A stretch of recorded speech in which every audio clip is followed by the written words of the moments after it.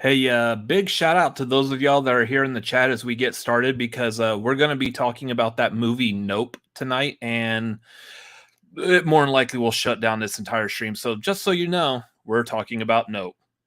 Perfectly clear now. Thank you, Universal.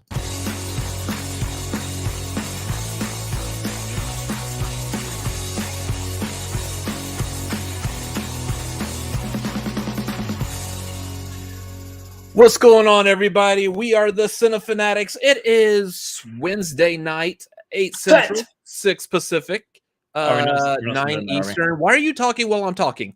We are the Cinefanatics. My name is Robert Adams. He's fetting himself over there. Is that joke still funny? No, that was like a week ago. I'm Chris Adams. That's a week-old joke right there. Tori's like, nope. Nope. Yeah, we got a lot to cover tonight. A lot of interesting stuff has happened. So we got a lot to cover. As usual, for anyone doing YouTube stuff, if you have questions, comments, anything you want to complain about or add to the show, streamlabs.com/cinefanatics. Right there is a good place to get all those comment suggestions and donations put in. If you just feel the overwhelming urge to send us money, we accept that too. You don't have to say anything, just send money. That's great. Thanks. Patreon. Patreon.com/cinefanatics. Last night we did our Patreon watch along for The Princess Bride, and I said it last night during the stream. It does not matter where your head's at, what you're going through, what you're dealing with. You put on that movie, you smile. That is quite possibly one of the most perfect movies ever made. Like, you cannot not smile while watching that. It's so good.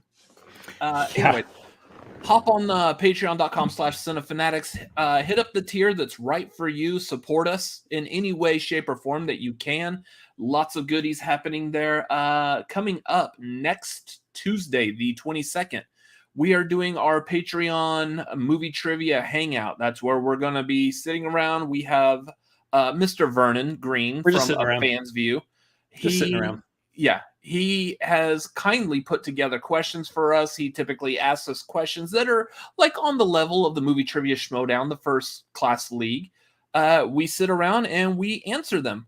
See who's going to get more of them right. It's a lot of fun. It helps certain people study for the Schmodown and or the first class league. So come hop on the Maverick tier for that. Hop on the Maverick tier. Come join us. Be a part of that. It's a lot of fun. That will be next Tuesday, 7 Pacific, 10 Eastern. Upcoming shows real quick. So first announcement on this. This weekend was supposed to be us doing the marquee of rom-com movies. That has been canceled, unfortunately. Just due to certain events and stuff that's happening with us personally, we are having to cancel that for this weekend. We are, however, doing another marquee, and I'll go ahead and make this announcement right now. This next marquee episode is going to be on March 5th. That is Saturday, March 5th at 7:30 Pacific, 10:30 Eastern. Now, what is this marquee going to be about, you may ask? PTA. Well, the what? Oh, never mind. Okay. If you are familiar with that particular weekend and what movies may be coming out that weekend, you may be familiar with what we're doing a marquee about. I'll just say this. That Saturday night is going to be a dark one. So it's going to be a very dark night. Yes. It's going to be a very dark night. Anyways, more about that as we get closer to it. But yeah, set your calendars, plans. That is probably going to be one of our funnest marquees. That's going to be one. Yeah, I expect a lot of people watching that one. That one's going to be a blast to do. Yeah. So that will be Saturday the 5th, 7:30 Pacific, 10:30 Eastern. Yes. Gonna be a good one. Tori, if y'all do a marquee about Batman movies without me, I'll cry. I do want to Yeah. Is your eye okay? You've been twitching too much lately, haven't you? Apparently, I guess so. Real quick, I do want to say shout out to those of y'all in the chat. What's going on? I see Tyler's there, Brennan, Tori. Thank y'all for being here as we get started. We just appreciate y'all being here. I don't know what else to say. We love y'all loving us, I guess. So thank y'all for being here. Let's get into some personal stuff. There's one particular piece of personal business that I feel like we need to get out of the way real quick first. Let's breeze through it real quick. Yeah. I like the way you worded it earlier, so go ahead. Yeah. So those of y'all who know, been paying attention to what's been going on this weekend. We're not gonna dwell on this too long. This is a very safe space that we are trying to create here on Cinefanatics, which means no one's attacking anybody. No one's gonna dwell on subjects too long. I will tell you guys, like, right off the bat, and I'm not just gonna say this because she's in our chat right now. The Cinefanatics official stance. You guys know Tori's been a part of this. Tori's been a part of the Cinefanatics before. It's very clear we stand with Tori. 100%. We just want to make that very clear. She is our friend. We love her, and we 100% stand with her. That is the stance that we take here. Outside of that, we are not going to be talking anymore about the current goings on. So if y'all have anything to say, please leave it out of the chat. We would appreciate that. Moving on. If while this show is going on, people who pop into the chat who are not here right now to hear us say this at this moment, and we're in the middle of talking about something else, please kindly, gently, peacefully remind them that we're not talking about this. So please don't ask. Yeah. Even if you send in Streamlabs, we appreciate the donation. We don't appreciate the conversation. So yeah, that's how it's going to do. So thank y'all. Anyways, other than that, how have you been, Chris? I've been hunky-dory. Ducky. I hate asking you this because, I mean, everyone knows by now we live in the same apartment. So it's not like I wasn't just talking to you face-to-face like 5 minutes ago. Well, actually, more than 7 minutes, 8 minutes ago, because that's how long we've been on whatever. Anyways, yeah, I just find that very weird to ask. But yeah, for the sake of the fact that we're creating content online for people to watch, how have you been? Oh, all things considered, I've been great. It's nice that my pain that I was going through, about a week ago, was it about a week ago? I don't know anymore. Time's a construct. However I slept and whatever happened to me between laying in that bed over there and sitting in the chair over here, that somehow caused me to get even more screwed up than I usually am. Whatever that is, it's subsided. I have movement, feel a little pulling, but we're good. We're better now. We're back to the baseline. We're back to the normal broken, not extra broken. Broken. So we're doing great there. Other than that, been loving streaming on Twitch lately. If you guys have not, this is going to be a plug. If you have not come by and hung out, twitch.tv/ChrisAdamsMLP, just come by. Spend some time in the neighborhood or whatever. I don't know where that came from. Just hang out with me. From Applebee's? Come hang out with Chris for $1 Long Island iced teas. Imagine. That's a choice. Like buffalo chicken bites and $1 Long Island iced teas while Chris is twitching Pokemon Arceus. Those Mott sticks taste delicious with the Long Island teas. Eating good in the neighborhood, or just eating moderately okay and maybe having dysentery later, but don't worry about it. This is not like Applebee's. If you would like to sponsor us, that would be great. I doubt. Now we're screwed. We're screwed there. Chili's, we're open for you. Someone probably just clicked on this for the very first time. They saw like one of the plethora of movie trailers that we've done over this past week that we'll talk about here in a minute. Yeah. They're like, hey, I liked seeing them react to that Doctor Strange trailer. Let me watch them, see what they do on their live show. And they click on it, hearing you saying, oh, you'll get dysentery from Applebee's. And they're like, that's my favorite restaurant. Well, screw these guys. So thanks, Chris. Way to blow our audience. Wait. We were going to be $1,000 Patreon supporters of them, even though they don't have that tier. But no, they don't want our money because we support Applebee's and they don't. I will also make a clear statement for Cinefanatics. We do appreciate Applebee's and their need to be open late at night when you need something to eat, but you're not done drinking yet. You know what? I will state this. I will make a statement for Cinefanatics here. We might not support Applebee's, but we sure as hell support Cheesecake Factory. Yes. Cheesecake Factory is a must. That place is magic. Yeah. I want to see what's the Try Guys? If you're familiar with the Try Guys, where Keith eats the menu, I cannot wait to watch the episode where he eats the Cheesecake Factory menu. That's a freaking three-parter. Yeah, that menu is like 30 pages long. Like Gordon Ramsay would lose his mind reading the Cheesecake Factory. It would be like a whole week's worth of episodes, and literally one episode is just the cheesecakes alone.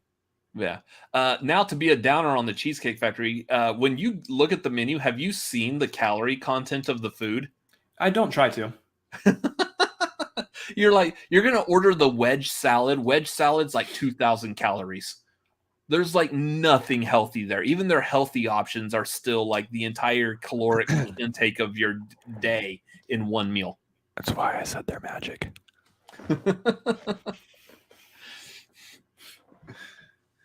Yeah. So Tori had Whataburger for the first time this past weekend with us.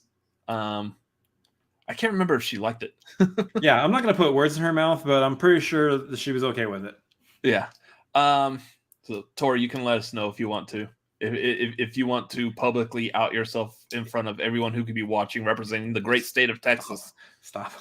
If you have a positive spin on Whataburger, if you don't, keep that to yourself. Yeah, because all we need is like Brandon Buckingham seeing that you currently live in Texas and don't like Whataburger, and we'll never hear the end of it. Okay, Tori says she liked it. Okay, good. Nice. Whataburger can sponsor us. Yeah. Please. Yeah. So for me personally, this was something funny that happened. Was this yesterday or was it earlier today? I can't remember. Time is a construct. Exactly. I think it was yesterday. It was yesterday that so for the movie trivia Schmodown, they're doing announcements all this week or so about the upcoming season 9. Yeah. Some changes and stuff. And so yesterday, Sam Levine announced that he's disbanding the Usual Suspects faction. And so the movie trivia Schmodown on Twitter, they tweeted out like, who do you think is going to snag these like top players from the Usual Suspects faction? And my dumbass responded to him saying like, well, how are you supposed to snag this? Like, I don't even know how this is going to, do we even know what the season's going to look like? Like, how is this going to work? And freaking Christian Harloff responds to me and he's like, yeah, we explained that like a long time ago. This is how it's going to work. And I could just hear like through Christian's tweet, he's like, really? Really? Are you not? See that gif of Charlie Day? Yeah. That's what I hear from Christian's tweet. Like, really? So I was like, well, that's what I get for not reacting anymore. I'm just waiting for what's going on with the First Class League. I'm not necessarily having my ear to the ground on Schmodown right now for reasons. Namely, we're not really a part of the Schmodown. We're a part of the First Class League. So First Class League is part of the Schmodown? Yes. It is. So anyways, kind of made an ass of myself on Twitter doing that, but you know, it happens. People make comments on Twitter all the time without thinking about what they're saying. And you know, it's about time your real life behavior bleeds into your Twitter behavior. It does. Make an ass of yourself in real life. It's going to happen on Twitter at some point. Eventually, yeah, it could. It's very possible that could happen. Yeah. You're absolutely right. Anyways, moving on. Let's get off this subject quickly. His ego can't take it. Yay! What's up, Jeremy? Glad to see you Jeremy. Here.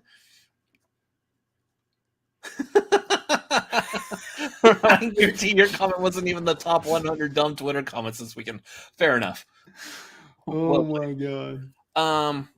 What was that, box office? Has anyone seen any new movies lately? Oh yeah, we're doing that part. That's right. Yes, we're at the movie part. Those of y'all in the chat watching, what have y'all seen over this past week? Anything that y'all would recommend? Chris, have you seen anything new? I don't think. Well, Did you finish watching Rubber? No, I was gonna say I still have 30 minutes of Rubber left. Okay. So yeah, I don't. I only like 2/3 of the way count that one. So Chris has seen 2/3 of Rubber. I've seen 2/3 of Rubber. Movie's insane so far. Rubber would be that movie about a sentient tire. It's not a movie about the thing I put over my head while we were watching 4DO Virgin on a fan's view last week. I don't think anybody calls them those anymore. I don't think so either, but just to make sure, and so I can also twist this conversation into a slight joke. Oh. Yeah, I just want the segue. Anyways. Tori saw Princess Bride. Yeah. He watched 2/3 of Rubber for me. Yeah. Anyways, we need to get off this joke. I need to watch the last third of Rubber so I can really nail what it was that movie was about. Because I really can't tell. So here's the thing. You bring this up, Tyler. Princess Bride on DVD. You're like, fudge, I'm old. You want to talk about old? I could talk about this. And there's a beach. Yeah. M. Night Shyamalan. M. Night Shyamalan. So for those of you who don't know, my typical day job is I work a customer service type department for a cable company. And at one point I was talking to a customer a couple of days ago or so, and just trying to have like just a normal conversation while I'm doing something with their account or whatever. And they asked me, they're like, so what did you think of the Super Bowl halftime? And he's like, and I'm sorry, this may actually like date you. Big game. Whatever. Okay, quick sidebar on that. I hate the fact that is trademarked or whatever. You can't say Super Bowl. That's like McDonald's saying you're not allowed to say their name somewhere. If you're going to give your product a name, you got to expect people to talk about it. That's I don't know copyright law, but that's just stupid. Anyways, that was a quick sidebar TED Talk pedestal thing. So the big game. So this customer was asking me what I thought of the halftime show, knowing that my opinion may actually date whether I'm old or young or whatever. And so my first thought was like, I was laughing. I was like, you're right. This is going to date me. I loved everything about that halftime show, except Kendrick Lamar. I'm not a Kendrick Lamar fan. I don't think he raps very well. So the rest of them absolutely loved. Oh man. You know what just happened? What? The guy who hated me for dissing Applebee's just went, all right, you know what? I'm going to give them a second shot.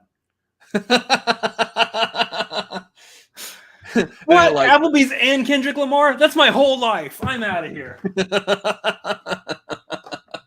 These guys hate everything. Man, I can't wait for them to talk about that Doctor Strange trailer and what kind of crap they hated in that, too. I'm just saying, the people who like Kendrick Lamar like Applebee's. They do. Absolutely. I fully believe it. To mean what you think it means. I don't know. I don't either. Moving on. I don't know how to yes and that. Well, Tori, we'll go to Applebee's and not listen to Kendrick Lamar. How about that? Anyways, yeah, I thought that was funny. So great halftime show. No, it was actually. I still wouldn't call it anywhere near like the best. My opinion, the best is still the Prince. The Prince. No, Purple Rain in the Rain. Oh. Yeah, this is what I was saying is like, I didn't think it was going to be the best halftime show at all because I just don't think that they are wanting. I don't think they're in a position to put in the necessary production value to try to, beat the Prince Purple Rain in the Rain situation. I like the stage. I like what they were doing and everything, but I was saying this. It wasn't gonna. I knew it wasn't gonna be the best, but it's definitely gonna end up going down over time as one of the most memorable halftime shows. Yeah, because when you bring all of them together, and then you like, surprise, 50 Cent's in here too, and even though he's old, he's still hanging upside down. By the way, that physically hurt me to watch. I'm like, I couldn't do that. That man is 46 years old or something like that. He's doing something that I can't do at 32. Well, that's also because you shouldn't be hanging upside down after like your whole incident neck head. That's exactly what I'm talking about. Yeah. It has nothing to do with your age. It's just because of that incident. Well, if it wasn't for that incident, you probably could hang upside down going, it's your birthday. We're going to party like it's your birthday. It was a joke. Move on. Oh, okay. Yes. And that was a good Super Bowl performance or halftime show or big game or Super Bowl, whatever the fuck you want to. Anyways. So new movies. I watched This Means War. Right. Thinking that I was going to need to watch it preparing for the rom-com marquee because it was going to be one of the movies that we were going to rank on the marquee. Yeah. I actually kind of liked it. I thought it was silly in a good way. Not great. It had stupid moments, but I thought it was pretty decent. Whole movie was a stupid moment. I liked the back and forth between Chris Pine and Venom. That was all right. Reese Witherspoon was there. She was in that movie. Oh, that was Reese Witherspoon, wasn't it? Yeah, it was. Okay. Really? Did you watch that whole movie and you didn't realize that was Reese Witherspoon? I just, for some reason, it slipped my mind right now. It's okay. No one's asking me a trivia question. It's okay if it slips my mind right now. I think that just speaks more to the level of performance that our fair Reese put in that movie, or maybe it just speaks to the movie itself that you couldn't remember who the lead actress was. I mean, we're burying the lead here. I just referred to Tom Hardy as Venom, so like I couldn't even like pull his name the second that it needed to leave my mouth. So whatever. Venom. Speaking of Eminem, there we go. It all comes back around. Yeah. Oh, Eminem. Yeah. I did like seeing Rosemary Harris in that though, like the original Aunt May. Mm-hmm. That was nice seeing her in that movie. So I forgot. Now, see, there's one that I forgot was in the movie. I can't remember where she was in the movie. She was like one of their like grandmothers or something like that. Oh, go figure. I think I just tried to put out most of that movie from my memory because it was just kind of. Yeah. Anyways. All right, so someone's like, all right, okay, cool. Okay, fine. They don't like Applebee's. They don't like Kendrick Lamar. They don't like Kendrick Lamar. Third time's the charm. I'll give him a third shot. I refuse. He said he doesn't like This Means War. That movie is an Oscar-winning masterpiece. I'm out. I refuse to sit here while they slander. Slander is spoken, print is libel.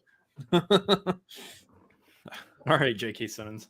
I know. I do love so I've heard that real quick on this. I have heard that later on where someone was like asking like, is this like, isn't that like slander or something when you write an article and you slander someone? I was like, no. Slander is spoken, print is libel. I was like, can you imagine that something that I saw in a superhero movie is now like something I can pass on as like knowledge that I have learned or gained in my life? Yeah, eat your heart out, Martin Scorsese. Superhero movies are cinema. I learned something. Take that, Roland Emmerich. It's like I learned something from a movie that I can apply to a real life situation. Pumpkin bombs will destroy you and make your skin and body evaporate, leaving nothing but skeletons that just fall to the ground. See? Now that I know that, I know how to apply that in the future, I guess. Whatever. Moving on. Science.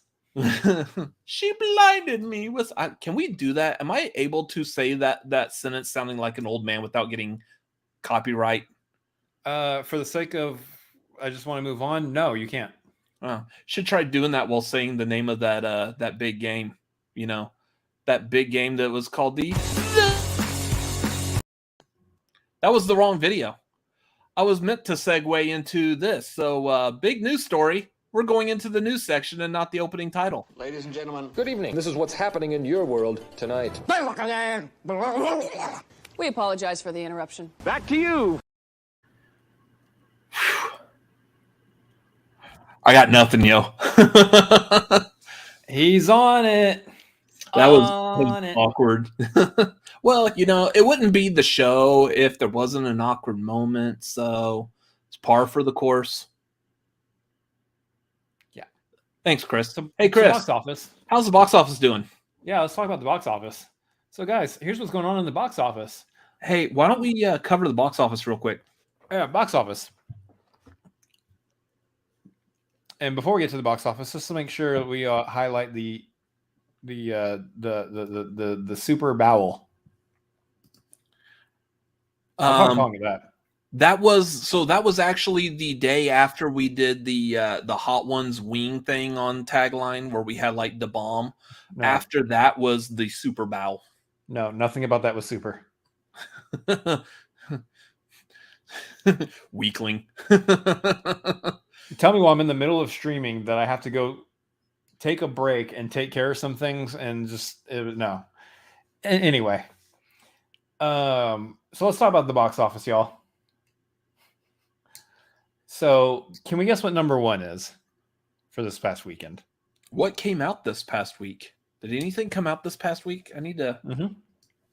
I don't even know it. Oh, Death on the Nile came out this past week, right? Yep. So I'm gonna guess Death on the Nile took number one. What a great guess! Yes, Death on the Nile is number one in the box office this week. Pulled in about nearly $13 million. So way to go, Death on the Nile! Congrats! You probably got a fourth of your budget there. Number two. Here's the fun one. Jackass Forever is still hanging out in the top two. It dropped from 1 to 2 this last weekend. So the people are loving the Jackass Forever. I love nothing more than to see Death on the Nile getting $13 million and Jackass Forever in its second weekend getting about $8 million. Beautiful sight. Now that's cinema right there. Those guys are getting punched in the nuts and was it tying strings to their penises and flying it around with like a helicopter or whatever, and then puking all over the place and bowels and like soupy bowels. Yeah. I think that was the last movie had the soupy bowel with that's cinema. Classic cinema. We're Scorsese talking about the Jackass movies. That's what I want to hear. I'm just saying we're going to have kids one day. Well, you might not, but I'm going to have kids one day. And that's mostly because you're too old. I'm gonna have kids one day. getting real here on the show. And they're gonna turn around and be like, "Hey, remember those Jackass movies? It's not like use it or lose it. Those movies are absolute classics. You're gonna have Singing in the Rain, Gone with the Wind, Casablanca. Jackass 3D." Yeah, that'll all get said in the same sentence. Borat. Wizard of Oz. Men in Black 2. Movie 43. God. So that was number two. Number three, speaking of threes, number three was Marry Me. It's, I believe, that Owen Wilson, Jennifer Lopez movie that came out. Perfect timing for Valentine's Day. It's like they planned that one and knew what they were doing. Hit that Valentine's Day weekend crowd because it made about $8 million itself as well. Unlike us with the rom-com marquee.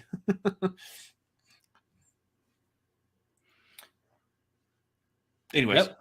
Yep. Anyway, so number 4, we got Spider-Man No Way Home. That thing's not going anywhere anytime soon, so don't worry about it. Number 5 is Blacklight. That's a new release as well. I'm not sure which one. I'm not sure which one that one was. Anyway, number 6 is Sing 2. Number 7, we got Scream. So Scream fell from 4 to 7. And the biggest fall, ironically, from number 2 to number 8 this weekend. Spider-Man. I just said Spider-Man. Oh, Moonfall. Yeah. The biggest fall, ironically, is How Far Can the Moon Fall? It fell 6 spots. That's how far. And then for some reason, Licorice Pizza is still in the top 10. Get that thing out of there. And then number 10 is The Beatles Get Back, the rooftop concert. Wasn't that on Disney Plus 3 months ago or something like that? I believe it's a different thing. Oh, okay. It's same title, The Beatles Get Back. It's like documentary stuff, but This one seems to be a different thing. Anyway, yeah, I just like that Moonfall fell a lot. Where was Spider-Man on the list? I didn't hear it. Spider-Man is at number 4. Okay, so I must have checked out mentally for a second there while you were saying that. It's because I said Owen Wilson and Jennifer Lopez, and you were just done. Shoe shopping. Wow. Moonfall really fell. Wow. Interesting. So this next weekend, so this coming weekend, we can expect the box office probably get like a little boost from the Uncharted movie that's coming out. I bet you that's number 1. Probably. It's not getting bad reviews so far. Like the reviews have been pretty decent, which I would say so far it sounds like it's probably on par with like Detective Pikachu, where they're like, hey, it's not bad, but it's nothing spectacular either. It's all right. Hey, bite your tongue. Detective Pikachu was I know, but you're biased because Detective Pikachu's sitting on the shelf behind you. So, yeah. Don't let that happy face fool you. He's mad at you right now. Oh, I bet. He can take it up with Galactus and Mysterio. We'll just have our toys fight each other on stream. That's entertaining, right? That's the content you want to click on to watch. Some people do. The toys of the brothers, the adult brothers. You're still going with the sentence. So yeah, I think Uncharted will be number 1. I still don't think, even if it's good, I don't think it's going to beat Detective Pikachu. Let's calm down with that kind of talk right now.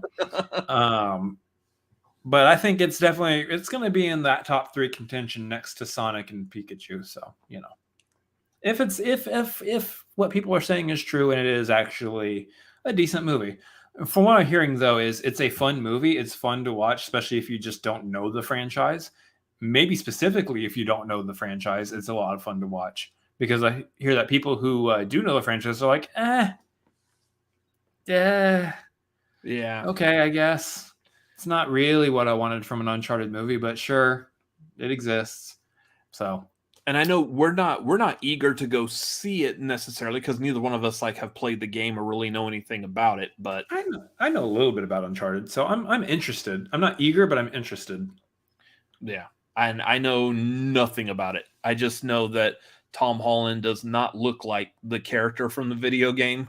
Not at all. And neither does Mark Wahlberg's character. And I guess apparently Mark Wahlberg's character looks more like Tom Holland's character from the game rather than like so. Kind of does. Yeah. Kind of does, actually. Anyways. So moving on.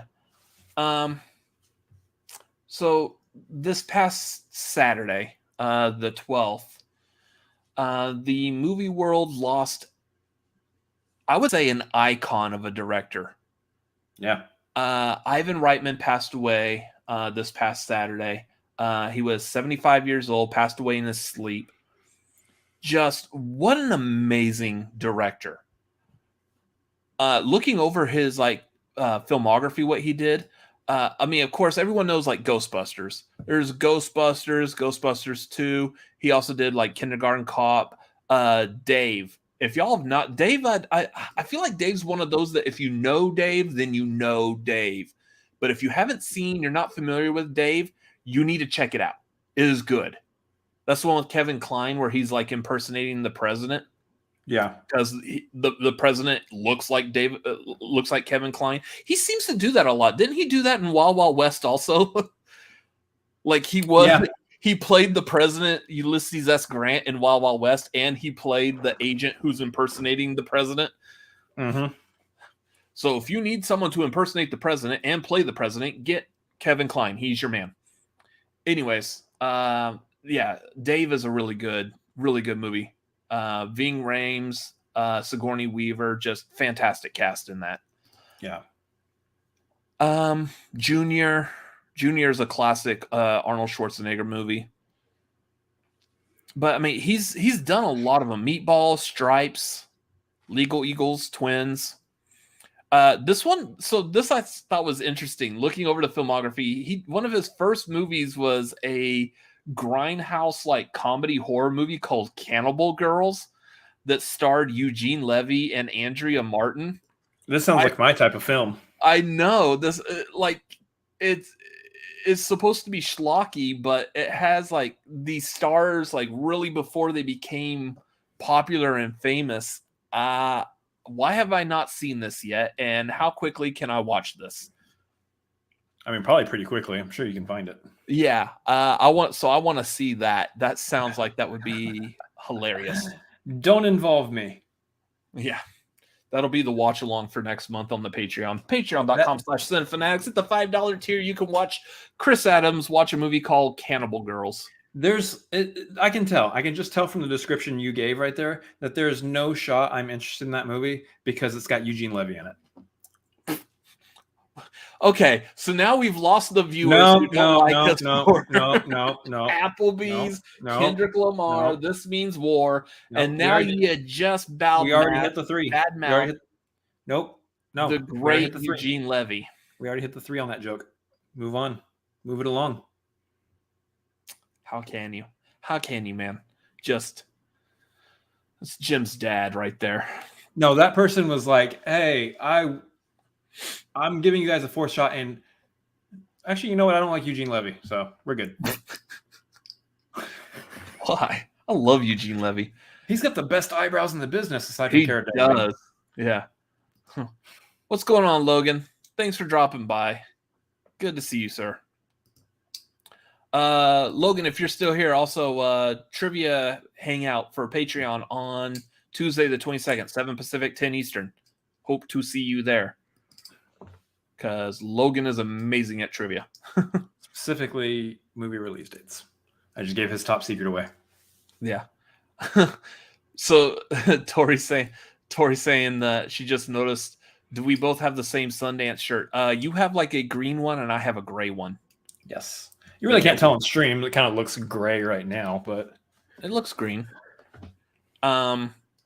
Yeah, we had a friend that went to Sundance and just picked us up Sundance shirts. So, I mean, gray, green, is the dress white and gold or black and blue? Who knows? Mine stands out because I typically don't wear a shirt other than black. So, yes, she saw me the other day with the gray shirt on, so that's why. If we shared shirts, let's be real and honest here for a second. I would not be able to breathe. You wouldn't be able to breathe, and you wouldn't be able to see my shoulders. Everyone looking like, why are you wearing a parachute for a shirt? Chris, is that a Snuggie? Yeah. Where do you get the Sundance branded Snuggie? I mean, almost a goth type of thing. So I don't know. You're a little emo. I can be emo-ish. I've been known to emo. I have been known to emo. Every once in a while, I wake up and I like have flashbacks of like something that my parents disappointed me in, and I just want to listen to My Chemical Romance and just piece the day away. Anyway, you like Linkin Park? Is Linkin Park emo? It could be. I don't know what the kids call it nowadays.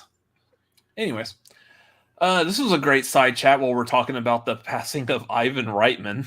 Yeah, how do we get here? I don't know. I don't want to know. Let's just get back on topic.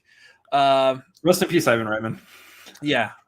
Here's the other thing I like about this is maybe like slight spoiler for Ghostbusters Afterlife. Oh, he directed the movie.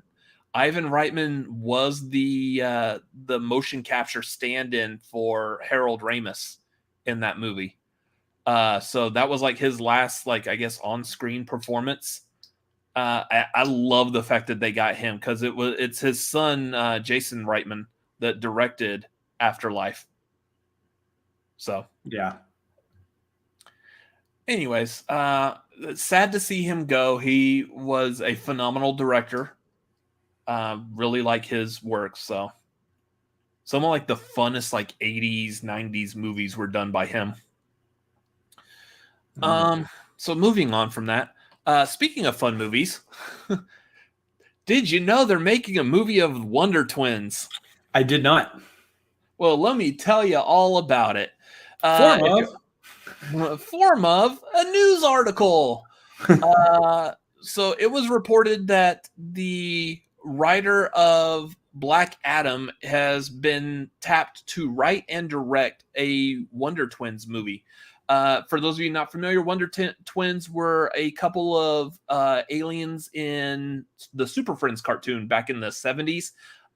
They were ones that like tapped their rings together, and one of them could turn into an animal. The other one turns into some form of water, whether it's ice or a pail bucket of water or whatever. And then they also had their little pet monkey named Gleek that would follow them around. I believe they were initially original creations for the Super Friends cartoon. I don't believe that they existed in the DC Comics before Super Friends, much like Harley Quinn for the Batman the Animated Series. She was created specifically for that cartoon and then added to the comics.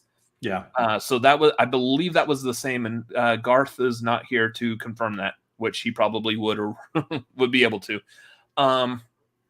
But they're doing a live action movie of the Wonder Twins. This is for HBO Max, so it doesn't look like it's going to the theaters. It looks like it's probably being done. I think it's being done the same way as Batgirl. Interesting. The Batgirl movie. You know who should star is Bill Hader and Kristen Wiig. Except they would be breaking character like every 5 seconds.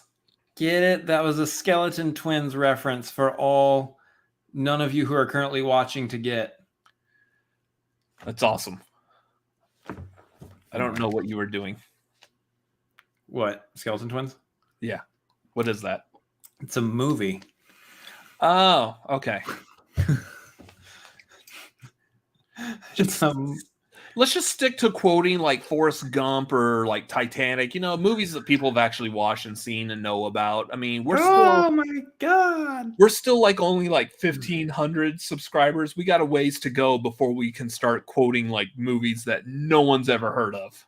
So the theme tonight is the individual who loves Applebee's, Kendrick Lamar, This Means War, is all right with us slandering Eugene Levy, is now back on the bad side because this person absolutely loves Skeleton Twins and you had no idea what it was. But it's okay. I never watched it and I just completely lost him there. Yeah. Note for the future, reference movies that you know that people know. I know the title and who is in it. Oh, okay. Anyways, there's been no mentioning of the cast on this yet. I don't know. Yeah, I really don't know who I would want to put in there. And I really haven't just had a time to sit down and think about it, so I'm drawing a complete blank right now. But if you gave me like 5 minutes, I'm pretty sure I could come up with a couple of people that I feel like would be really good at that. Especially if you could find like a brother-sister acting duo who are twins. That seems like that would be a good role. Jake and Maggie Gyllenhaal. Maybe. That was not serious. Yeah. I mean, sure. But yeah, like, here's the thing. I'm looking at like what Marvel is doing. And I know. The Twitter social media universe absolutely hates when you compare Marvel and DC movies. But, that's the world we live in here. It's out there for us to compare.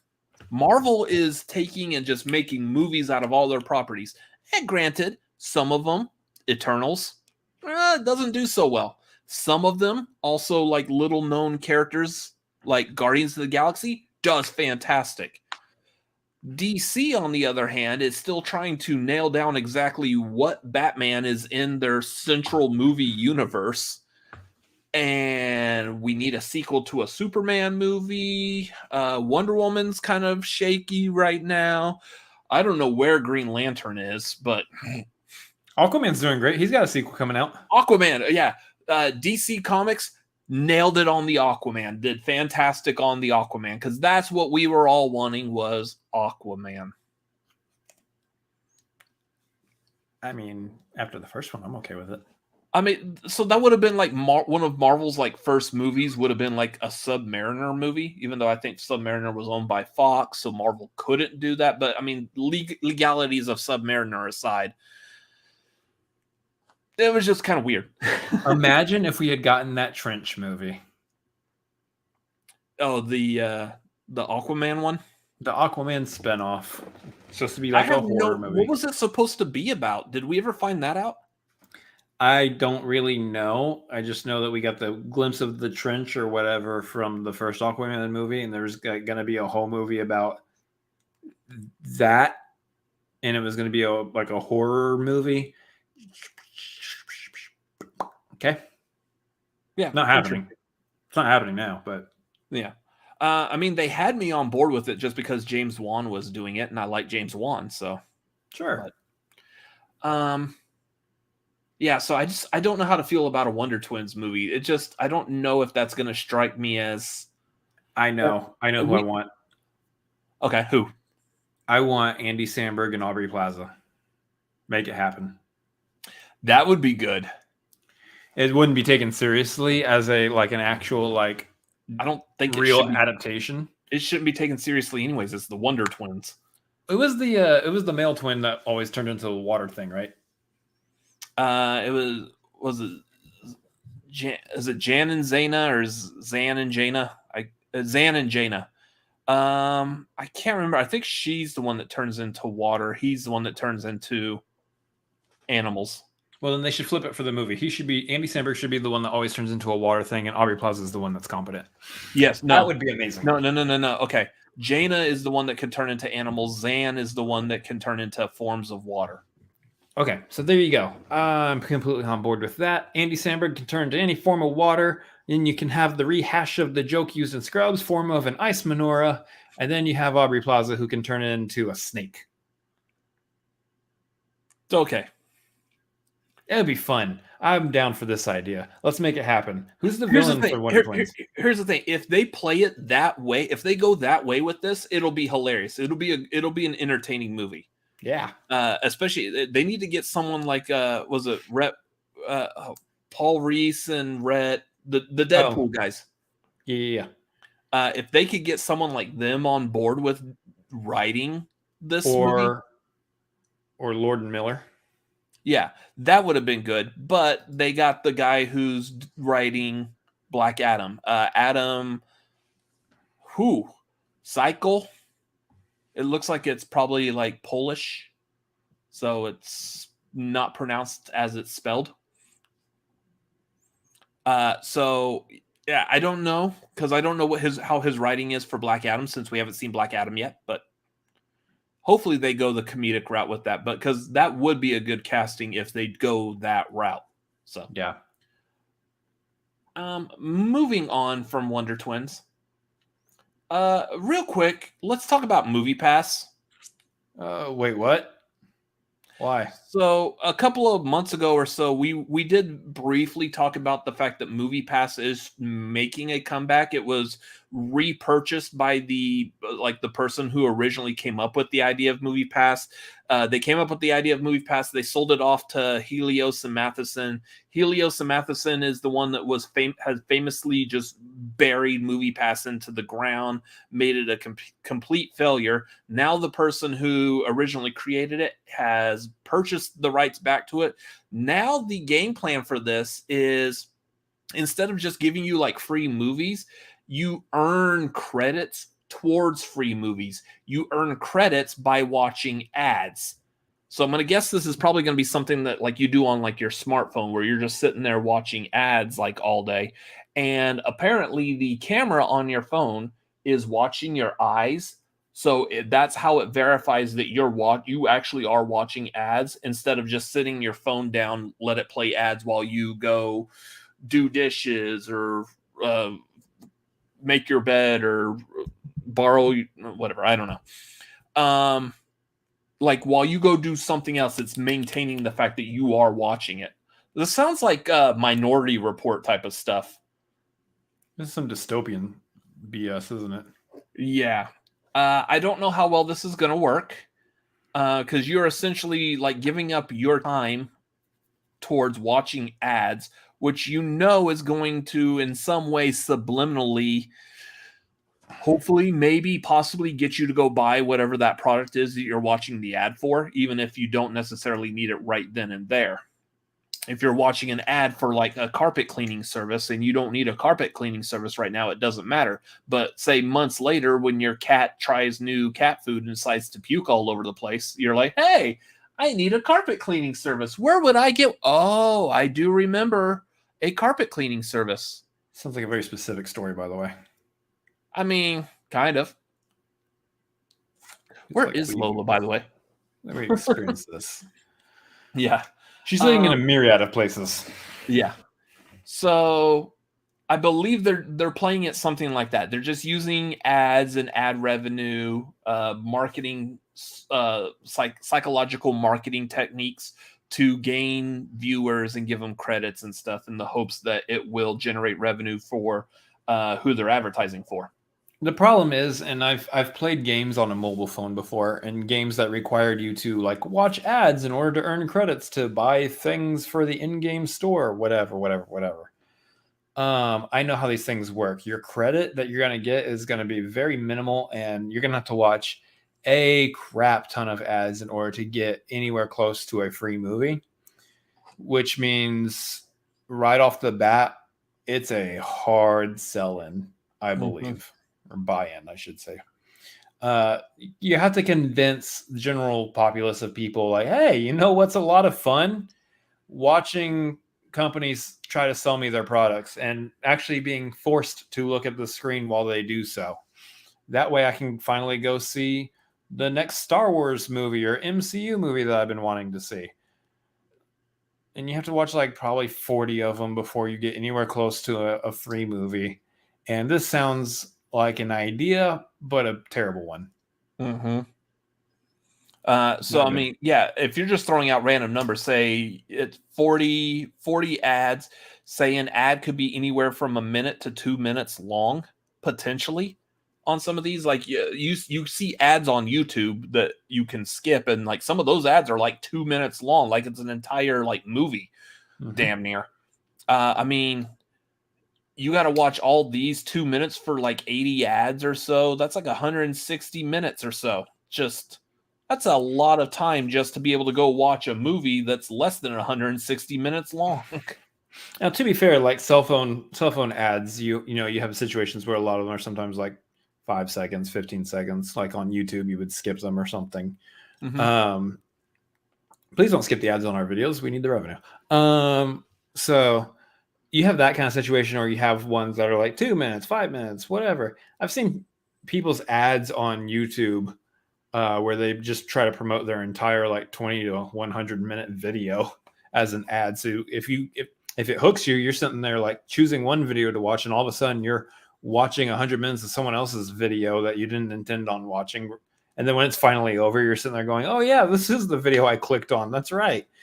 So as long as it's not a situation like that where it's like, hey, you're forced to watch this ad, but this ad is the length of an entire movie in order to get yourself close to a free movie, that really just becomes a how you view your time kind of a situation.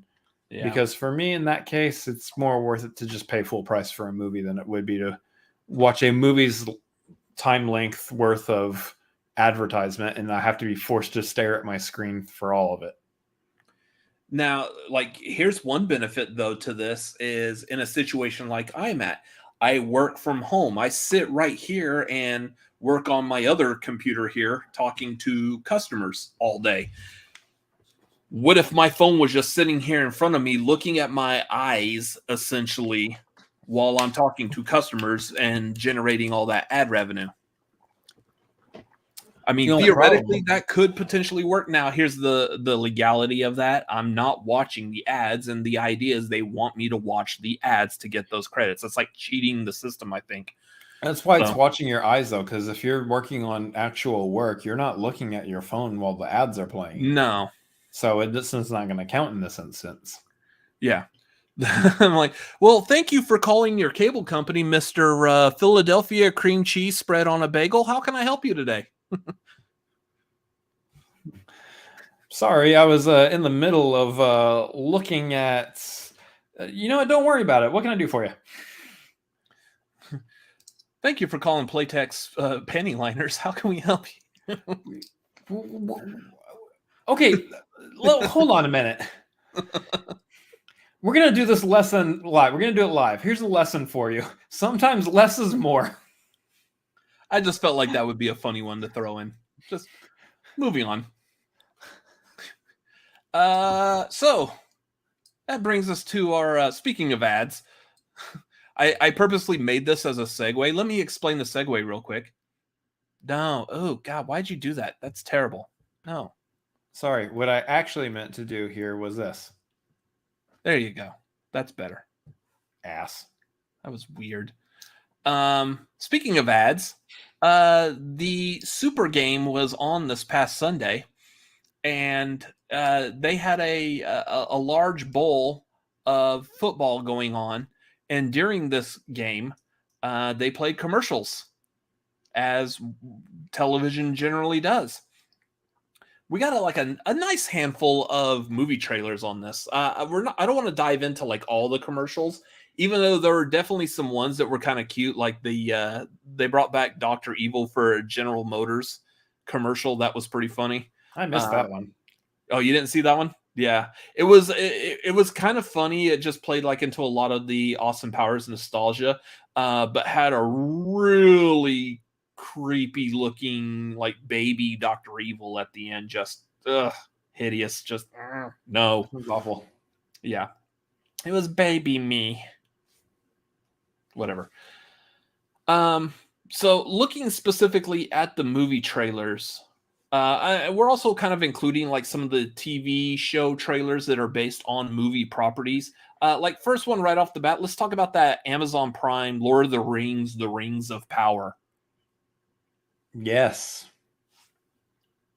I still haven't watched the Hobbit movies yet, so I have like no interest in this show. Here's the thing. I might actually give it a shot.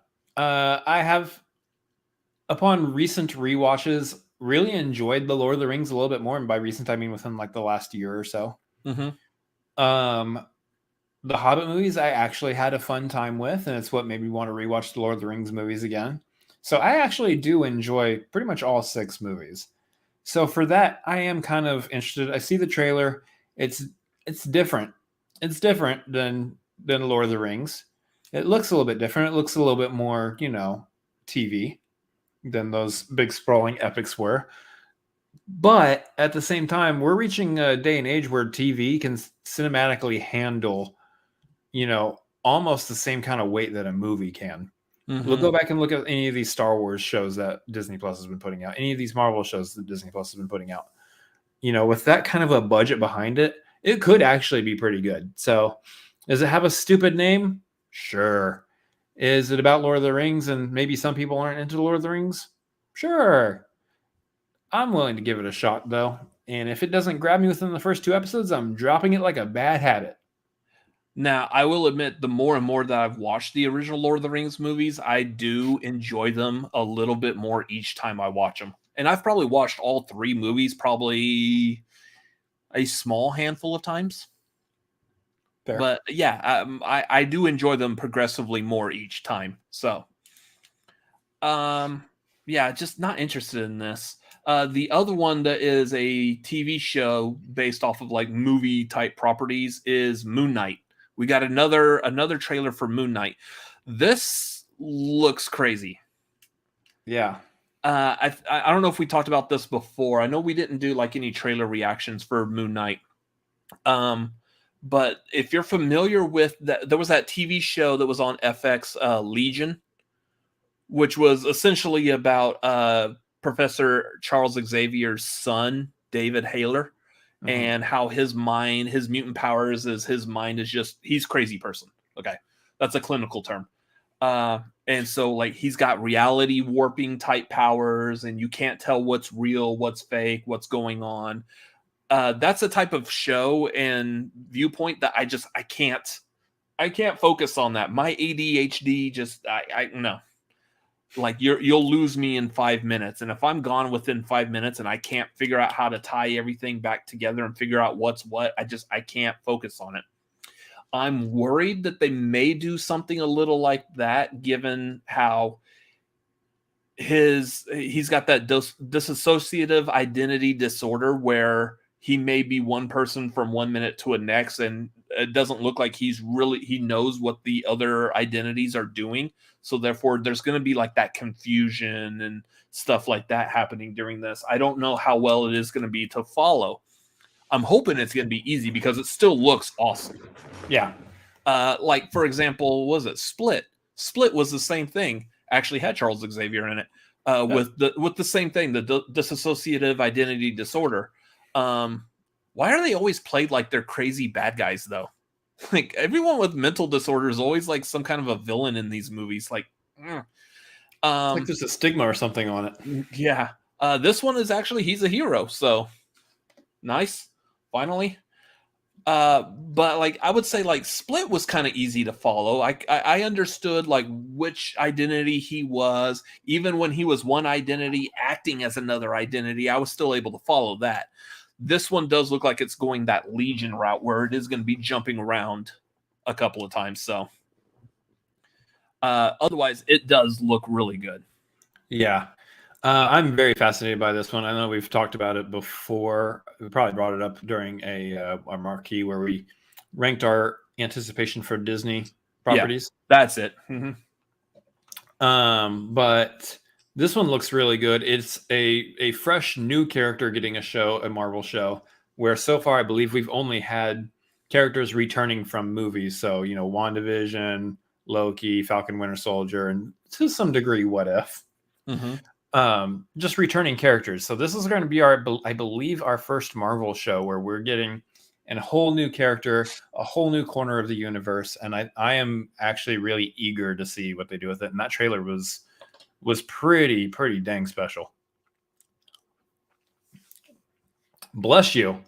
And bless you, my child. Thank you. Anyways. By child, I mean brother. Yeah, that's a little weird. Moving on. Let's stick with the streaming services. There was that trailer for the Adam Project. Maybe I missed a memo somewhere, but did Ryan Reynolds actually do some kind of like a contract with Netflix, much like Adam Sandler did? It looks like it. Because he keeps making Netflix movies. Was it Six Underground was a Netflix movie, wasn't it? Six Underground, Red Notice, now Adam Project. I think there was like another one in there as well that I'm forgetting. Now, I can tell you right now from what we've seen, based on the trailers, because, well, I have seen Red Notice. I didn't watch Six Underground. Looked kind of... Red Notice was definitely kind of... And this movie actually looks pretty good. Yeah, this one has an interesting premise. Mm-hmm. It does involve time travel. It does star Mark Ruffalo and Jennifer Garner. Is this 13 going on 30? Yeah, that would be funny. If they do the thriller dance in this one, that will be awesome.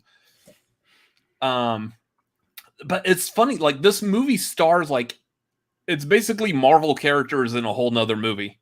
Yeah, Deadpool, Hulk, Elektra, Gamora, all in this movie. Yeah. I don't know where, like, I was watching the trailer, I was like, wait, Zoe Saldana's in this too? Yeah. What the heck? It looks fascinating. It looks like an interesting concept. I like this idea of Ryan Reynolds playing the older version of this kid. What I am expecting, though, and we didn't really see it in the trailer, but I am expecting this to be like a normal Ryan Reynolds type of role where he's going to be like pounding around with his younger self and hanging out with Zoe Saldana and stuff, but he's still going to be like cracking wise every other joke. And like, it'd be remiss to think that they aren't wanting some of that flavor in there, which is why they brought Ryan Reynolds in on this project to begin with. Mm-hmm. It's very hard pressed now to find a movie starring Ryan Reynolds that he's not some level iteration of Deadpool. That is who Ryan Reynolds is at this point now. Or himself, yeah. Yeah, well, I mean that's what I'm saying. He himself is Deadpool. That is his humor. That's his comedy. That's the way he is now. It's all just different, varying degrees of it, depending on if it's R-rated or PG or PG-13, whatever. So yeah, I expect that we're getting that, and the trailer did have that kind of humor, that quippiness that he's known for. Quippy, but I mean, I'm not saying that it's bad. I mean, obviously it works. That's why they keep putting him in movies and keep playing that same kind of comedic, quippy person over and over again. People love it. So I'm guilty of it too. So he's got charisma, Lamar, but we love Ryan Reynolds. He's got some charisma going. Yeah. Anyways, so it looks kind of interesting. There was this movie, The Lost City, with Sandra Bullock and Channing Tatum. That seems like based off a book or something. Yeah, like she plays a person who writes like romance novels, like Fabio type of books. And Channing Tatum is like the Fabio on the cover of it. Hopefully not getting his face busted in by hitting a goose on a roller coaster. There's a dated reference. Well, like we saw in this trailer, I think maybe it's possible that Brad Pitt is actually the Fabio of this, and Channing Tatum's kind of a goof. Well, I guess they're both like that or something. I don't know. Something like that. Anyway, I know nothing yeah, of this property. The idea is that Channing Tatum's character is like the cover of the book, and he's trying to do something meaningful when Sandra Bullock's character gets kidnapped. He's trying to come in and save the day and prove to everyone he's more than just a pretty face on the cover of the book. Yeah. The movie looks just kind of okay, just very ordinary. The thing that got me interested in this is I read an article that this movie's original title was supposed to be called The Lost City of D. Yeah. And they removed it because obviously what that references nowadays, when you say you got the D, you're referencing something specific. And so they took that out of the title. What I'm wondering is this movie supposed to be a deer? No. Is it supposed to be that kind of humor? Is it going to be toilet humor like that? Or it's a drum set? No. Drumstick? No. What the heck is the D then? It's a dick. It's a Richard. Penis. Richard starts with R. Shut up. Anyways, I'm wondering, is it supposed to have that kind of humor? Is it supposed to have the toilet humor in it? And they just wiped it away by changing the title. And we also didn't see really any of that in this trailer. Yeah. I mean, it's for sure one of those situations where I think it would help if we know the property and know what the original story was, where it came from and all that. But going based just on the trailer without knowing anything else about the property, it looks like a lot of fun. It does actually look like fun to me, between the humor that Channing Tatum and Sandra Bullock are putting out there. I am a little bit more into adventure films than you, though, so that might be why I see this and I go, hey, you know what? This is one of those movies. This is one of those movies that it's on the line. It's on the line right now. It's kind of teetering a little bit. It can either be really good and really funny, or it's going to be. So, I mean, it could go either way. The trailer made this one look a little bit of fun to me, but I don't know. We'll see. That's our breakdown of the Lost City trailer, y'all. So here's the thing, looking at this and specifically with this trailer, the price of a 30-second Superb Owl ad slot on NBC this year was reportedly around $6.5 million, which looks like it's gone up about $1 million from where it was last year. $6.5 million for 30 seconds. How long in was this economy? How long was that ad? That trailer? Like over a minute long or something like that? A $12 million ad? I mean, that's what you spent your money on? I mean, granted, it makes sense to... Oh, let me see. It was. Let me see if this is actually telling me. Okay. Well, it says the trailer came out 2 months ago, so I guess this is a trailer that was already out. They didn't release a new one specifically for the Super Bowl. Yeah. But they spent like over $12 million to have it play during the Super Bowl. It's insane. What a choice.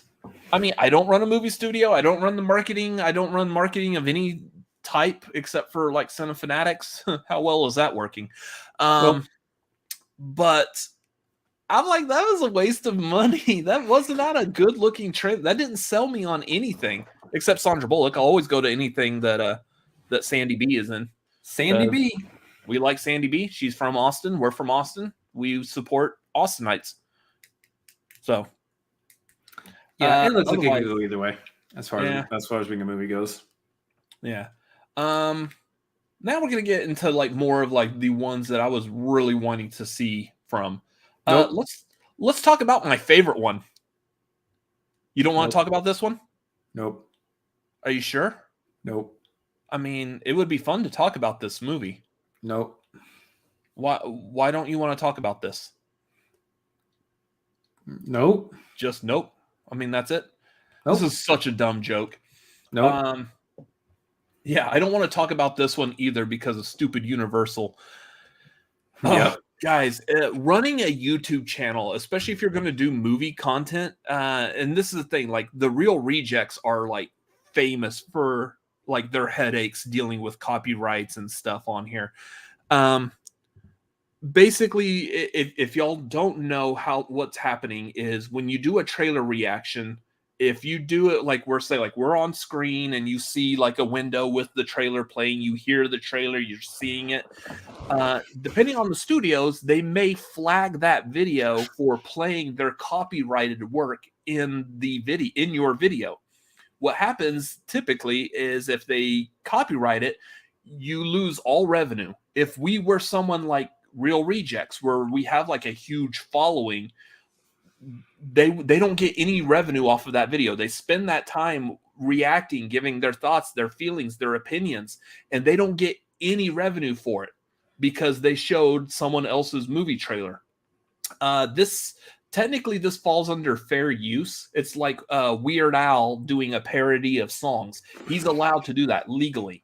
He does, in Weird Al's case, real quick, he does usually ask permission from the artist, but he doesn't have to have it. Case in point, if y'all remember him asking Coolio to do Amish Paradise based off of Coolio's Gangsta's Paradise from the 90s, Coolio didn't want him to do it. He did it anyways and made a ton of money off of it. That's called fair use. He also did it with Eminem wanting to do a parody of Lose Yourself, which he turned into a song called Couch Potato. Eminem said, yeah, you can do that. Feel free to make a parody of it. Cool. Just don't make a music video. And so he didn't. There was no music video for Couch Potato made because Eminem said so. He could have. Weird Al could have still made a music video. He's within his rights. He legally could have done it. He just chose not to because Weird Al's awesome. Yeah. So stuff like that. When we play a movie trailer in our video, that's fair use. We are allowed to do that. Studios, like in this case, Universal, was saying, no, that's our video. You can't show our video in your video publicly. So the first thing they did is they shut it down. They blocked it so nobody could see it.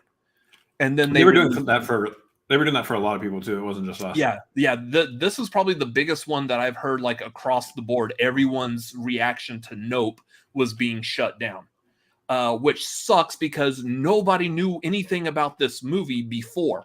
This trailer was our first glimpse, and that's where you want to see the reactions. What are they showing, and how are people reacting to it? I mean, especially this is coming off of Jordan Peele's doing Get Out or Us, both really good movies, and both movies that had audiences sitting there going, oh, what's going on? What's happening in this movie? I must know. We need to know what's happening. And now we get something that shows like a little hint of what this movie's about, and no one's allowed to see our reaction until hours later. The reason I was upset by this is Eternals did this. Eternals dropped a trailer in the middle of the night. We happened to be awake still, capable of filming a trailer reaction. We quickly filmed it, quickly edited it, and got it up on this channel. And by morning, it had like thousands of views or something like that. I may be exaggerating a bit, but I mean, it did very well. At least hundreds. Because no one else was awake to react to the trailer. So if you wanted to see reactions, you had to hope there were people like us who were still awake at like 2 a.m. our time here in Texas. And luckily we were able to take advantage of the fact that we're night owls. Superb night owls. So, Nice. like that? Was that good? Cool. So I'm taking that name back. We got Applebee guy back. We got Applebee guy back. Yeah. Thank you, Applebee guy. So that was the second it dropped. I was actually on my way to get into bed. I had to work the next day and I needed to start going to bed, relax and calm down. And then I saw that it had dropped and I immediately jumped up, woke him up, or not really wake you up, but like, hey, we got to do this. It's out. We got to do it now. Yeah. So I quickly rushed through, edited it, got it up, and blocked. I was so pissed. So yeah, that's the story of what happened with that Nope trailer. Eventually it was released, so now you can see it on YouTube. But we didn't get the views that we were hoping for because by the time Universal released that copyright, everybody else's reaction was out because they had all woken up from sleep and got up, saw it dropped, and they reacted and they got their video out. So we had no advantage over the fact that we were able to do this in the middle of the night. And that's the tirade of Nope. Yep. Otherwise, Nope looks good. I have no clue what it is. It looks like it's got to do something with like alien invasion. Maybe. I can't remember who it was. I want to say it may be Bibiani on Twitter. Was saying that like supposedly the word Nope is supposed to stand for something. I'm trying to remember. Well, just to be clear, to the movie Nope, Cinephilex are currently saying, yep. Yes, I am looking forward to this movie. Again, coming off of like what Jordan Peele has already done. Yeah. And that's to say this. Like I like Jordan Peele. I don't like horror movies, but I've really enjoyed Get Out and Us. So, you know, I'm pretty much already on board and set for whatever he's doing. As long as it fits my criteria for what I like in a horror movie still, I'm going to be on board with it. So they're saying that the word Nope stands for not on planet Earth. Oh. So the other thing is they're talking about how it may be like a loss of gravity or whatever. That's why we see looks like Kiki Palmer's character gets like pulled up into the sky. Like she's in that movie, The Forgotten. Yeah. Speaking of bringing up old movies that no one knows what we're talking about. But that was the same one. That was the same thing I was remembering too when I saw it in the show. I was like, hey, it's Forgotten. Yeah, that Julianne Moore movie where people just get yanked up into the sky all of a sudden. Mm-hmm. I'll say this: that's one of the few movies that actually did make me like do a jump scare. It's very hard for me to watch a movie and like a jump scare happens and me actually jump. I'm usually just sitting there like, okay, while I'm watching the whole theater of people like, oh. Most jump scares you can usually see coming in. Yeah. For some reason, the one in Forgotten just didn't get you. Yeah, the ones in Forgotten were done so well. Even though like most people agreed the movie's crap, the jump scares were done so expertly well. I loved them. Yeah. And hated them at the same time. Yeah. But yeah, Nope looks interesting. We're going to need another trailer to really shoot home.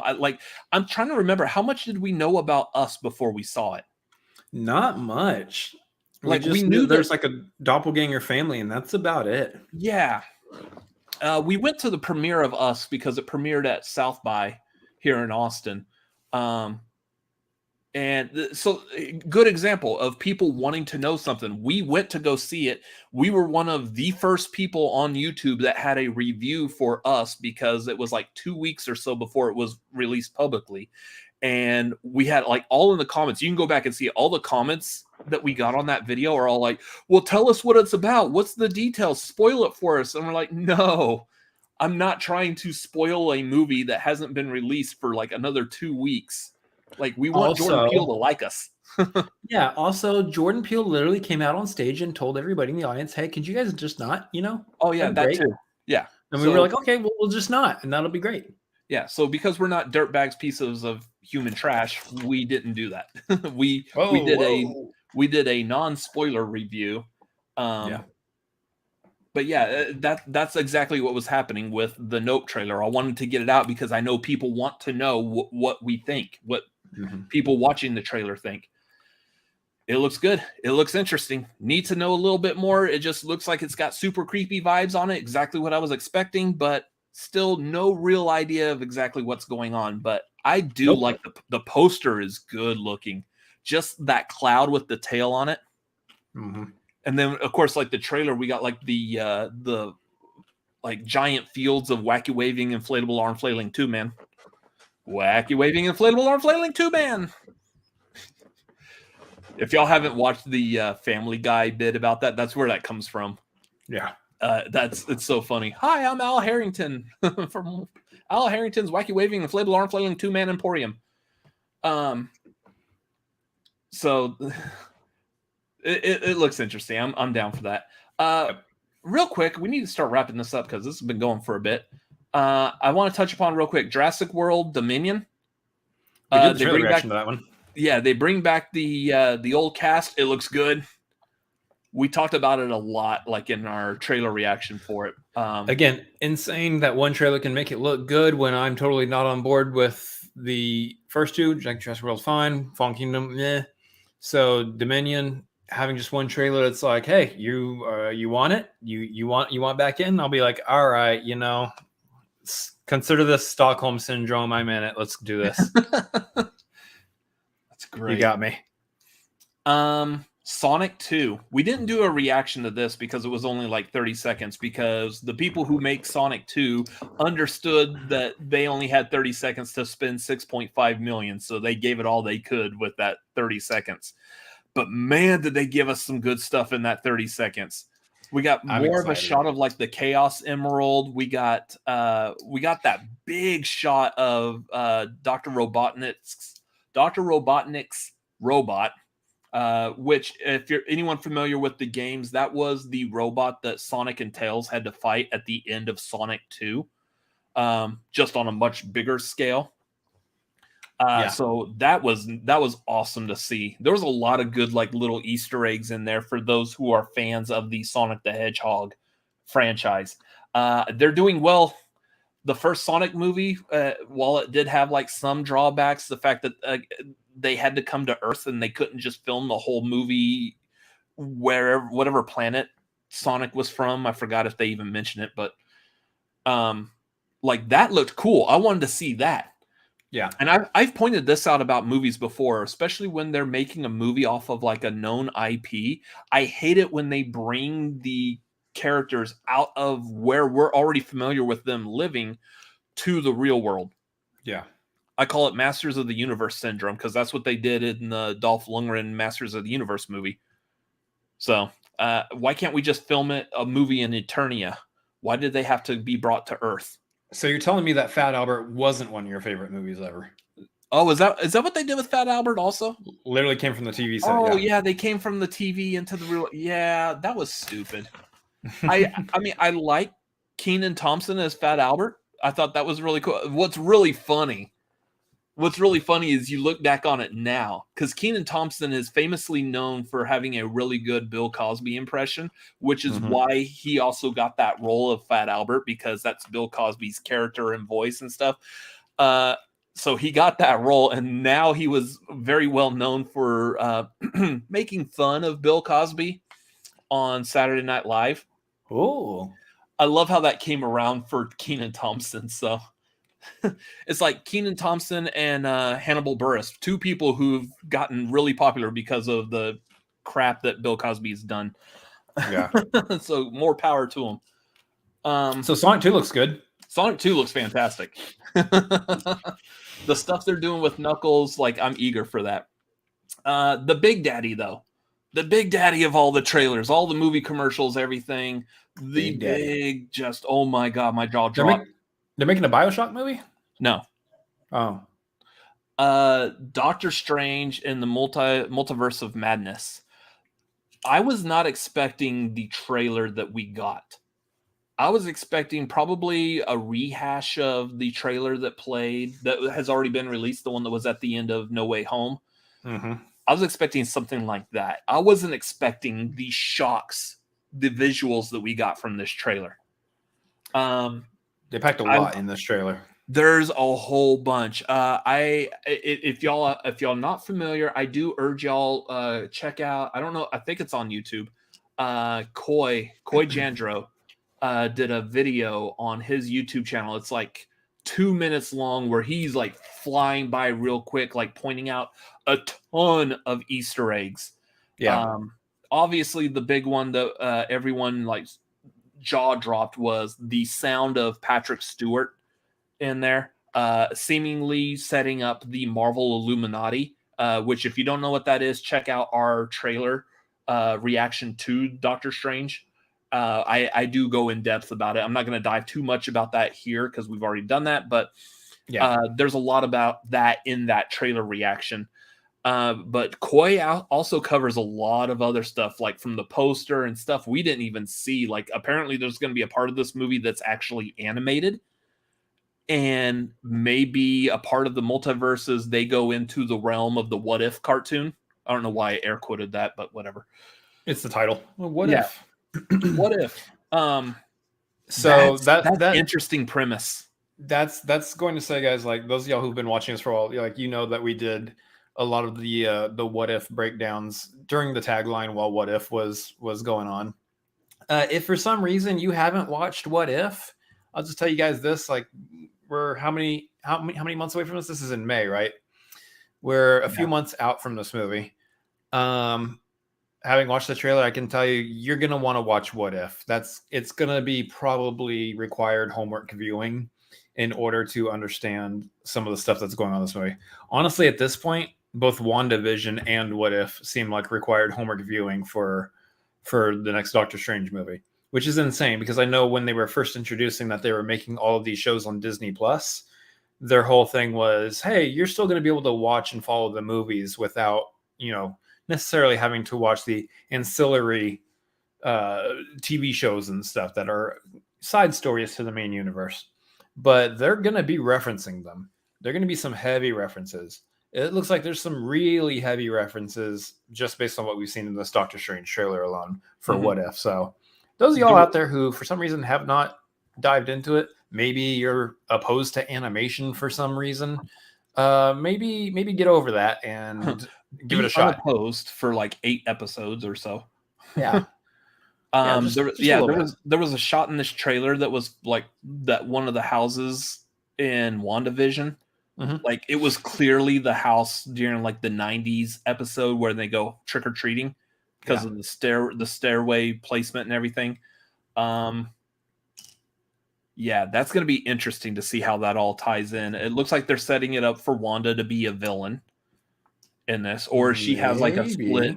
There might be like a split where there's like the good Wanda and the evil Wanda, much like it is also alluding to the good Doctor Strange, bad Doctor Strange from the What If cartoons. Which I will argue that Doctor Strange from the What If cartoons isn't bad. He's just misunderstood.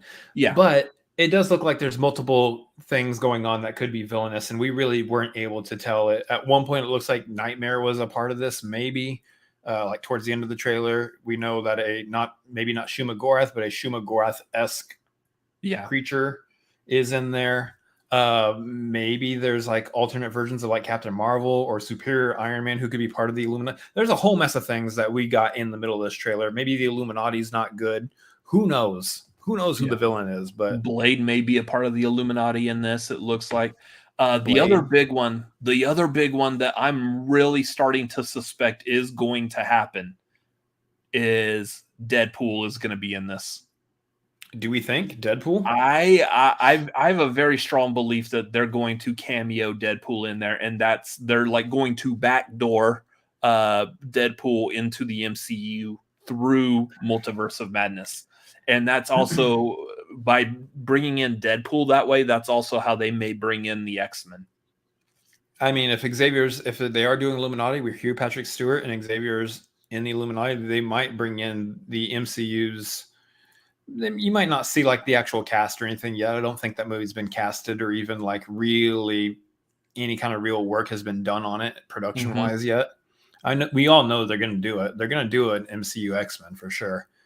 But I do believe that if they don't show the exact thing of like mutants are coming in now, we're going to catch whatever it is that starts it as the catalyst to the mutants coming in here. Yeah. Also, I also am on board with the idea that we may get some kind of a connection or tie-in to the Fantastic Four. Yeah, in this as well.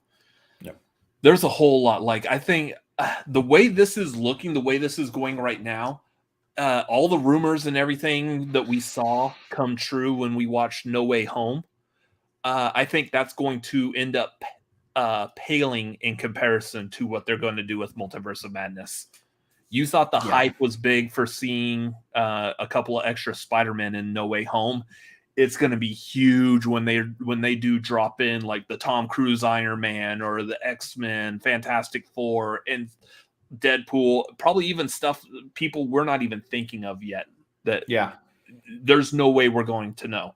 Twists, turns, surprises every corner. But I will say, as someone who's a huge fan of the Evil Dead franchise, in Sam Raimi, we trust. Yeah, you can see his visual style all over this trailer too, and that's what really fascinates me, is because we're at the point in the MCU where everybody who comes in as a director has to be a company man or woman, and they have to play by the rules given by our Lord and Savior Kevin Feige.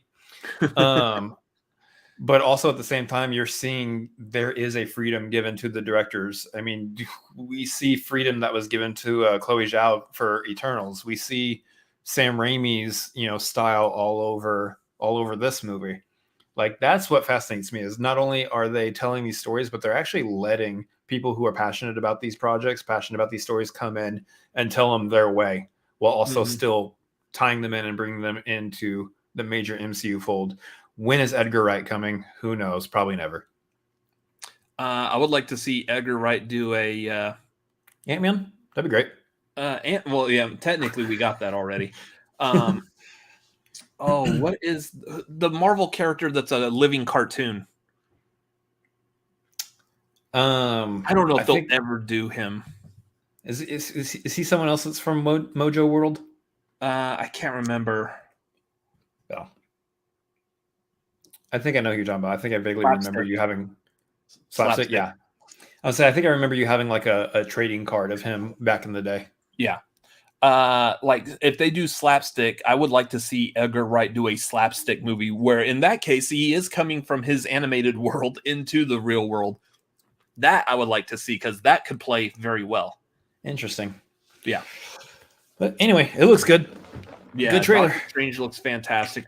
I'm almost certain we're going to get another trailer that will probably reveal a little bit more. We'll probably get like the full-on Patrick Stewart Professor X reveal in the next trailer. I would say look beginning of April probably.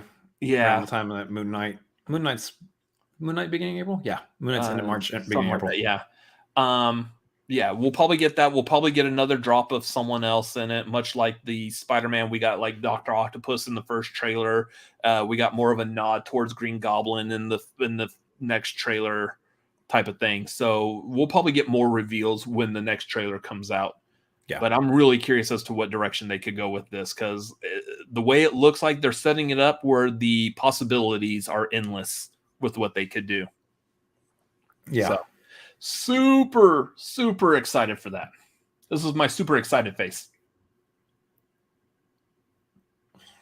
Anyways, put on a happy face. This is my happy face. This is my happy face. Y'all gotta watch what was that, Man of the House from 2005, Tommy Lee Jones. Stupid movie, filmed here in Austin. We love it. One more movie reference tonight that no one else is gonna get. Let's knock it out. That was it.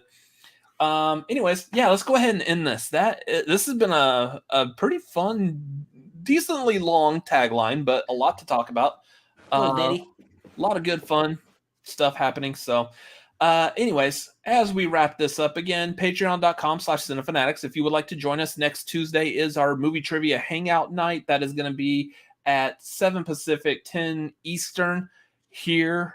Where is that? We'll do that like probably in the Discord.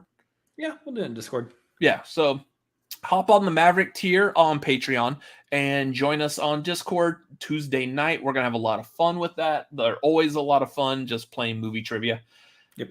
Upcoming shows. Marquee for this Saturday has been canceled. Next marquee will be on March 5th. Okay. It's going to be covering something that's really dark at night. It's a dark night. Yeah, we're doing Batman, guys. We're going to do a Batman marquee. God dang it. Okay, we're going to do a marquee over Batman. Stay tuned as we will give more details, including who's going to be joining us, because I expect a lot of people are going to want to join on that one. A lot of people have their opinions of Batman movies, because some people may think that Batman and Robin is S tier. We'll see if we get any of those people with those weird ass opinions on the marquee. Anyways, that will be happening on March 5th. Wow. What else do we got to plug real quick? Anything else? I don't think there's anything else going on. No other shows coming up, guys. Just so you know, you can always find me at twitch.tv/ChrisAdamsMLP. Of course, I'm going to mention that probably also with my handle and stuff, but we're doing the social media stuff right now. So why don't we just dump that in right this second, huh? Sounds good. Sounds good. Let's do that. You can find me at ChrisAdamsMLP at Twitter, Instagram, and Twitch.tv. Come hang out. We're playing Pokemon Legends Arceus right now. So, yeah. I think after this tonight, I think you're going to go Twitch. I might do a little hangout stream. Not going to be anything too big, but if you guys want to come say hi, you can. Okay. I'm going to go hop over to my usual Wednesday night hangout over on a Fans View YouTube channel. We're going to be watching, I think it's Dinner for Schmucks, which I mean, it's a stupid movie, but it's a fun, stupid movie. If you haven't seen it, come join us. It's also got a lot of big name actors, like right before they became like super huge big, including, what's her face? Octavia Spencer talking to a lobster. Yeah. Right before she got like her Oscar for The Help. So come join us. That's going to be a lot of fun over there. That is done by Mr. Vernon Greene over here, who is saying that is Batman Forever the best Batman? Maybe. Possibly. We'll see. Anyways, make sure you follow us at Cinefanatics MLP on Twitter and Instagram. You can follow me, Robert Adams MLP, Twitter, Instagram, and Letterboxd. You already said yours, right? I did mine. Cool. That's awesome. Anyways, that's going to do it for tonight. Thank you to everyone who was here, who was watching. Everybody, please do us a favor. Be awesome to one another. Be good people like James A. Janice says. Just be helpful and be nice and be kind. Try to go, let's see if you could do sometime this week, go out of your way and just be extra nice to someone. Just because. That's your homework for Tagline. Be nice. We'll see y'all next week, and good night. Bye. This time I did mean to click this.